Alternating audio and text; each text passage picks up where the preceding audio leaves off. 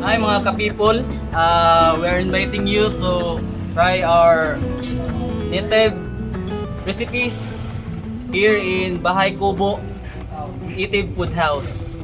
So nadiri mo mga products like mga hito, tilapia, native chicken o ato ang Philippine nga bakbak nga itong gitawag na bakbak.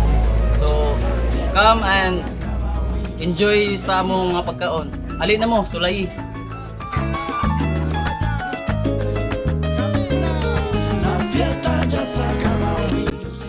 Mga ka-people, unsa man ang imuhang gusto nga tilawan na mga native dishes diri sa Bahay Kubo Native Food House.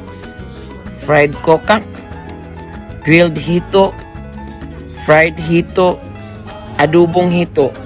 I-comment down below kay magpili mig duha ka lucky comments nga among i-treat sa ilang gusto makaon nga native nga pagkaon sa Bahay Kubo Native House. Thank you, people of Oroqueta.